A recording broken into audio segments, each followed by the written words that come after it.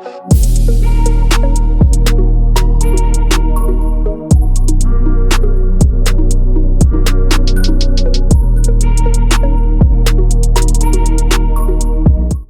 mechanics. So we're just going to take a minute to talk about cutting mechanics and making sure we're protecting ourselves from an injury prevention standpoint, but to make sure we're efficient in and out of the ground, making us more powerful and explosive. So what I'm going to talk about is what I like to call your box. As an athlete, you have a box, and so it's really from our hips on out. We have a box that goes this wide and probably about 6 to 8 inches in front and a little bit behind.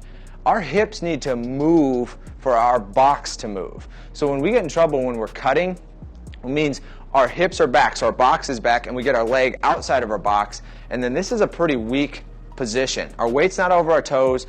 If the grass is wet or we slip or anything like that, we could end up on our back, which would probably be best case scenario, or a lot of our force is going to be going this way, and then our knee is going to rotate in, and that's where we get some of those ACL tears and you know, the worst case type scenario stuff. So with that, what I want you to understand is when you're cutting, your weight stays over your toe all the time. So by that I mean, if I make a cut, my hips come with it, my weight, my shoulders, my hips, my knee, my weight is over my toe, and I'm not on my heel. So when I decelerate, yes, and I stop, I may go toe, toe, toe, heel to toe, and slow down. But if I make a full speed cut and I'm running full speed, I'm on the ball of my foot. My hips come here, but then if I cut the other way, my hips, as I step with my next foot, are going to go there, and my box continues on.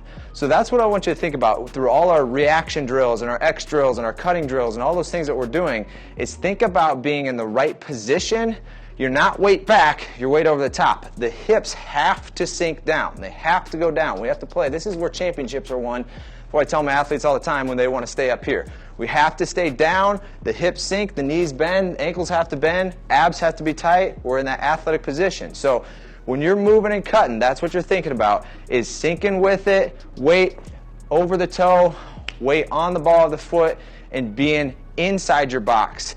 Very rarely are you going to make a successful cut when you come way out here and your hips stay here. What happens is you may make a cut and another cut, but you'll notice my hips moved with that. My foot is in front of me, but it's still within my box. So as we go through those other drills, I'll hit on that quickly, but I just want to make sure we really understand our box, where it is, and our box moves as long as our hips move, but just making sure we're being smart so we don't injure ourselves, and then so we're more powerful and explosive, being able to get by whoever's guarding us or whatever is coming at us on the field or on the court. So be smart, think about your box, keep your weight over the top, and go kick some butt.